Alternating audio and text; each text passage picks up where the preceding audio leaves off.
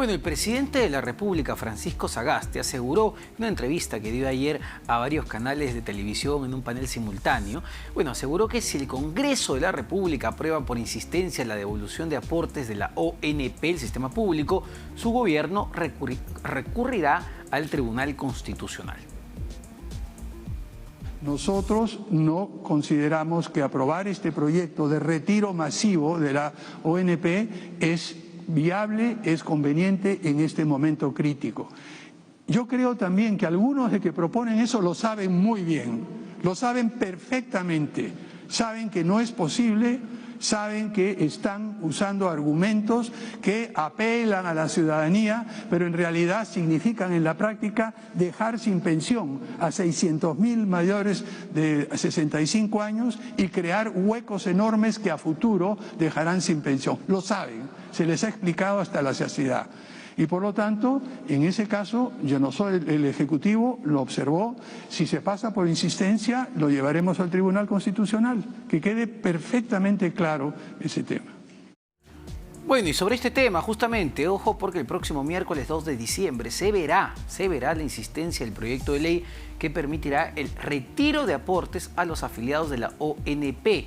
Según informó el Congreso de la República. A través de Twitter se indicó que la Junta de Portavoces decidió incluir a debate el proyecto en el pleno virtual que se realizará a las 10 de la mañana de este miércoles. Esta decisión se toma pese a la posición del presidente Francisco Sagasti sobre el proyecto de ley y pese a todo lo que se ha explicado, se les ha dicho el Ministerio de Economía, la exministra de Economía María Antonieta Alba, expertos sobre el tema, de que esto sería totalmente contraproducente. Para materializar un proyecto de ese tipo se tendría que desenvolver más de 16.000 millones de soles y, según lo que ha dicho el propio Ministerio de Economía, esto es inconstitucional porque le genera un gasto al Ejecutivo y el Congreso no debe, según la Constitución, generar gasto al gobierno.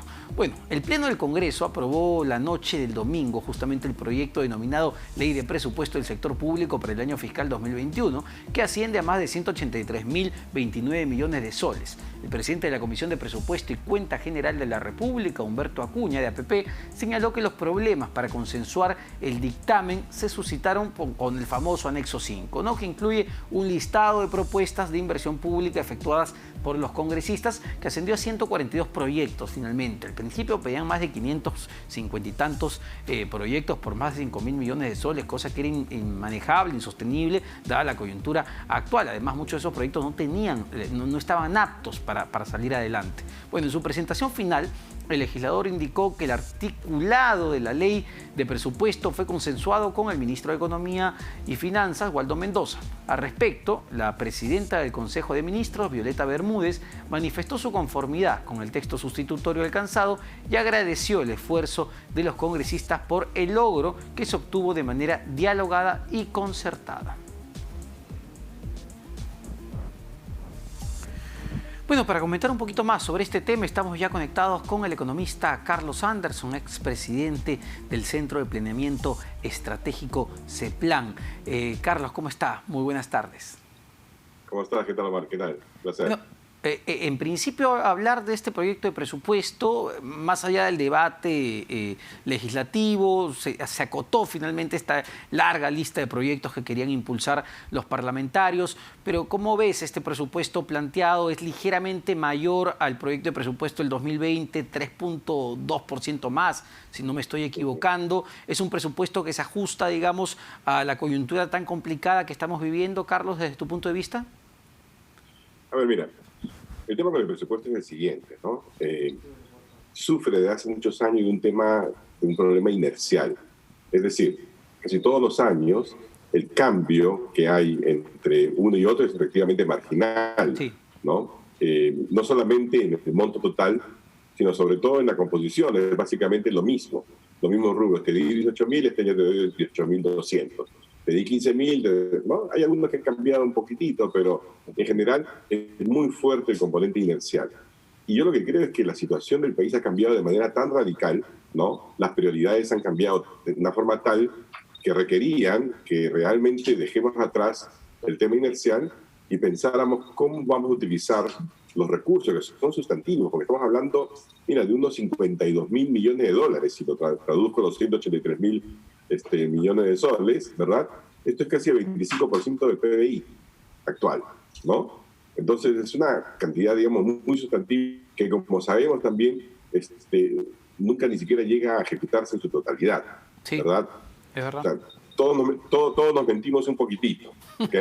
Entonces yo hubiera preferido un presupuesto, digamos, más ajustado a la capacidad de ejecutar, y que eso que esté claramente establecido, que es lo que se puede ejecutar, se ejecute, ¿no? Y que haya un seguimiento y que tenga, por supuesto, que responda no digamos, a intercambios de favores políticos, porque cuando, mira, hablamos de este anexo número 5, el señor Humberto Acuña, como dices tú, tenía al principio pues una lista inmensa de proyectos, que después la derivaron o mejor dicho, la hicieron reducir a 264 proyectos, que el MEF analiza y dice, oye, pero 130 de ellos ni siquiera tienen el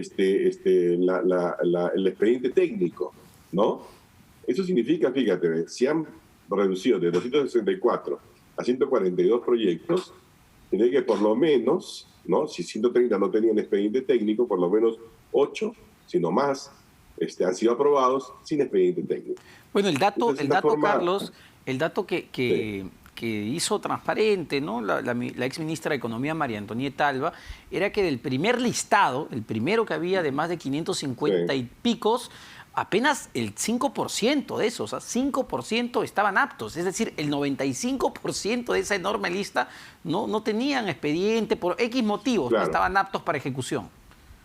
Claro, eso significa que nosotros, un país pobre, ¿no?, está dedicando recursos para hacer proyectos que no sabemos en cuánto le añaden realmente al país, en qué medida tiene un impacto sobre la pobreza, sobre la infraestructura. No tienen ni idea.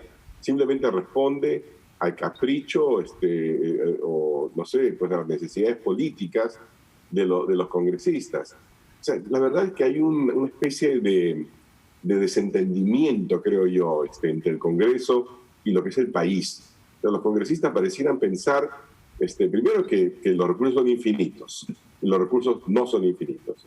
Segundo, que como saben que no hay consecuencias a la mala inversión pública, sí, mala inversión pública, ¿no? Entonces no importa. Lo importante es que ellos salgan adelante, han traído plata a su región, se ha hecho, no sé qué cosa, el siguiente, no sé, monumento a la que ustedes quieran, al hot dog, ¿no? Y nada, ¿no? Creo que eso es uno de los temas en los que la ciudadanía, por ejemplo, debería realmente, así como han salido los jóvenes a protestar contra el quiebre, digamos, de la democracia en el país, del orden democrático, ¿no es cierto?, constitucional. A veces yo digo, dan ganas de salir a la calle a protestar por el mal uso de los recursos. Tú mencionabas algo al principio, sí, muy importante, Carlos, que me gustaría hacer, digamos, énfasis en ello, porque no solamente hablabas de que efectivamente nos mentimos, como país nos mentimos y decimos, mira, yo planeo gastar esta cantidad, pero a la hora de la hora, pues, no me da la capacidad para gastar toda la plata que tenía presupuestada a gastar. Pero además de eso, la que gastamos, la que terminamos transfiriendo, muchas veces la ejecutamos mal. Es decir, el problema no solo es gastar la plata, sino también gastarla bien. ¿Por qué hasta el día de hoy vamos a cerrar el 2020 y como sociedad, y no hablo solo del gobierno central, sino de todos los niveles de gobierno, ¿por qué seguimos teniendo estos problemas? Porque no hay castigo, no hay responsables, ¿verdad? No hay sanción moral de ningún tipo. Nosotros necesitamos realmente tener una especie de agencia que monitoree la ejecución del plan, como la que existe en los Estados Unidos, del presupuesto, digo yo, ¿no? Como la que existe en los Estados Unidos, que es the Budget Management Office, creo que se llama, la Oficina de Manejo Presupuestal, ¿no? Que es una entidad que está, digamos, fuera del gobierno, creo que no es una entidad necesariamente del Estado, pero que supervisa que se utilicen bien los recursos asignados, ¿no?, por el presupuesto del país, ¿no? Necesitamos tener algo o alguien o algún mecanismo que haga que los ciudadanos podamos hacerle el seguimiento en línea, ¿no?, de cómo se usan los recursos del país. A mí me parece, siendo sinceramente, finalmente escandaloso. Claro, yo entiendo que la primera ministra diga, bueno, felicito a los congresistas, qué bien, pero ¿sabes qué? Yo personalmente sí estoy cansado de tanta irresponsabilidad fiscal. El país tiene muchísimas, pero muchísimas necesidades, ¿no? Y necesitamos utilizar los pocos recursos que tengamos bien. Hace poco, por ejemplo, nos acabamos de endeudar, ¿no es cierto?, nuevamente. Yo no estoy en desacuerdo con tomar deuda, que conste, pero sí creo que si tomamos deuda, tenemos que ejecutar esa deuda, ¿no? Ahora, este año, por ejemplo... Dado que mencionas el tema de la deuda, me parece un tema muy, muy importante, en verdad. Me decían que de este presupuesto, Carlos, uno de cada 4 soles de este presupuesto es deuda. Sí. Claro. ¿Es preocupante eso? ¿Es sostenible? Mira, a ver, no sería preocupante si es que efectivamente se gasta en lo que se tiene que gastar. En todas partes del mundo, ya la crisis del COVID-19 ha llevado a gigantescos déficits fiscales, ¿no? Qué suerte que nosotros tengamos la posibilidad de financiar estos déficits yendo al mercado de capital. Bueno, no es suerte, ¿verdad? Es resultado de nuestra historia crediticia de los últimos años. Perfecto. Pero lo que yo digo es, utilicemos la bien. Uy, parece que... Por ejemplo, 2%. ¿Me escuchas? Sí. Solamente se ha ejecutado el 51.2% de lo presupuestado, ¿no? Con respaldo de deuda, ¿no? Entonces tomamos deuda que tiene un costo, como tú sabes, porque si fuera cero, perfecto, pero no es cero, ¿ok? Por más que sean bajas las tasas, es plata que intereses que estamos pagando por un dinero que estamos tomando y que no estamos ejecutando, ¿me entiendes? Sí. Eso no lo haces tú a nivel familiar, tampoco tenemos por qué hacerlo a nivel nacional, ¿no? Es clarísimo.